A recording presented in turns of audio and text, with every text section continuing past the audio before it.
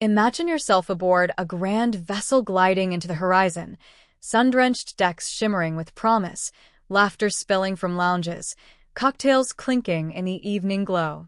You breathe in the promise of escape, of fun, relaxation, the whisper of adventure on calm seas. But beneath that glossy exterior, beneath the shimmering facade, there are shadows, shadows that swallow whole the illusion of safety, sending chills through hearts that thought themselves untouchable. Tonight, I speak of 3 true cruise ship horror stories, real events that unfolded not in fiction, but within the walls of those floating resorts, reminders that sometimes the greatest scares arise not from monsters in the deep, but from darkness that thrives in plain sight. The first tale begins with a family's vacation that went from dreamlike to devastating in a single, dreadful moment. Picture parents with gleaming eyes, children tugging at their sleeves in playful anticipation, and a backdrop of gleaming white ship decks and turquoise ocean. They were aboard a vessel that promised the world entertainment, relaxation, exotic ports. And the mother, their daughter curled in her arms, leaned over the railing to catch a better glimpse of the horizon. A jerk, a gasp, the baby slipped like a star falling from the sky and vanished into the unforgiving blue. Panic erupted. The mother's scream was a raw, piercing ache that split the warm night air. Around them, the ship's crew scrambled.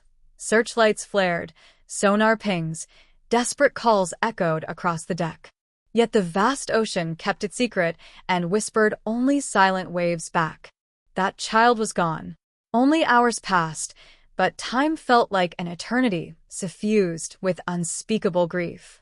Day turned to night, night back to day, and still no sign. The parents' bodies collapsed in the hallway, consumed by shock and disbelief. Photographs of that child, now soaked in salt air, swirled in the stateroom's lamplight. Dreams of cruise ship fun crashed against a cold truth. The ocean doesn't negotiate, it takes. The family's vacation would never be normal again. Every wave a cruel memory, every sunset a reminder of a tiny life lost to the sea. Then there was the night that pulsed with music, laughter, but ended in terror. A cruise ship, known for its vibrant nightlife, hosted a themed murder mystery party. Joy and intrigue wove through the ballroom as passengers vied to solve a fictional crime. The participants buzzed, characters in costume, champagne glasses raised, until the thrill turned grotesquely real. A crew member, off-duty but still in a uniform that betrayed him, worked the party, slipping through the crowd, eyes dark. A glass shattered, a blood-curdling scream sliced through the revelry. A passenger lay on the floor, stabbed, crimson blooming across a crisp tux. Horror erupted. People screamed, shoved, tripped, fell. The murder vanished into the press of panicked bodies. Someone was dead, murdered in front of hundreds who thought they were playing games. The party turned into chaos, guests tearing past curtains, diving under tables, footsteps pounding on corridors, alarms shrieking. The ship, trapped in mid-ocean, had to lock down. Security searched compartment after compartment, each moment stretching, pulsing, a heartbeat of terror. Imagine the fever of dread in those narrow hallways. Are they behind that door? Is that him creeping above the ceiling? Finally, a break. The murderer was found, hiding behind a crew area, his hands slick with blood, twisted smile frozen on his face. But the damage was done. A passenger lay dead, others shaken to their core, the festive dream hollowed out by real, brutal violence. The ship's corridors carried new echoes now, not laughter, but the thrum of fear, of something hideous that had happened where none expected it. And then there's the third story, one that crawls under your skin, because it's not about a sudden disaster, but slow dread, the kind that grows until you realize you can't look away. A luxury liner, pristine decor, soothing spa, freshwater pools. People reclined in plush robes, sipping cocktails by the deck's edge. Among them, one woman, a stranger we'll call her Anna, was returning from a massage in the spa. She walked back toward her cabin, fingers trailing on smooth railing, eyes distant with fatigue. Something on the deck caught her eye. A man, hunched in the shadows near a lifeboat, staring intently at her back. She paused. He vanished. She blinked. She continued. The moment lingered, as though the air remembered. She chalked it up to fatigue, to paranoia. But the man appeared again, on another deck, behind a column, in her peripheral vision. Every corridor became frozen with dread, every step echoed with possibility. She told a crew member, gentle but firm. They promised to look into it, they always do. Days passed and no one spoke of it.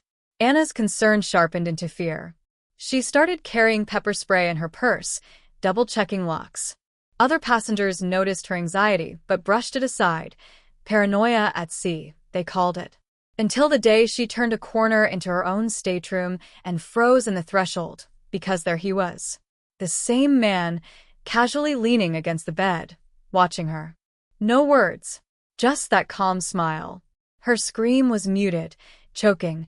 She scrambled back, slamming the door, twisting the lock as her fingers trembled, tears burning her vision. Alarm sounded, crew burst in, shock collided with denial as they found no one. And yet, in the carpeting, his footprint, muted and absurd, etched in powdered talc. He was gone but had been there, inches from her, watching. Security camera footage later revealed nothing. Not him, not Anna after she locked her door. Just static, silent corridors. The illusion of safety was shattered. Anna disembarked at the next port, eyes hollow, trembling. The spa never seemed the same, every shadow stretched into menace. These stories are not fiction, they're real. They happened, and they haunt the corridors of my mind. Because what terrifies us more than monsters isn't always the shapeless unknown, it's the violation of safety where we least expect it. Across the globe, cruise ships float like utopias, sun, entertainment, childlike wonder. Yet beneath polished wood and glass, the edges blur. The ocean takes. Violence erupts. Fear stalks corridors like a living thing unbidden. What compels us to share these tales? We yearn for thrills, for stories that jolt us awake from complacency. We believe in fairy tale escapes, but these stories teach us that vigilance is not paranoia. That tragedy can happen in the blink of an eye, in the brass-bright gleam of a railing. That the sea is indifferent, that people, strangers, can become threats, and that sometimes the darkness seeps in through the smallest crack. You might wonder, why speak of such horror? Isn't the world grim enough? But these stories carry a weight, a necessity. Because cocktails under palm-fringed balconies should not blind us to caution.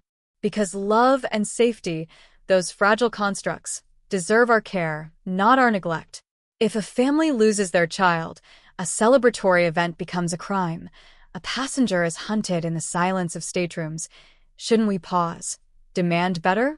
Better training, better protocols, real human compassion, not just cruise line PR.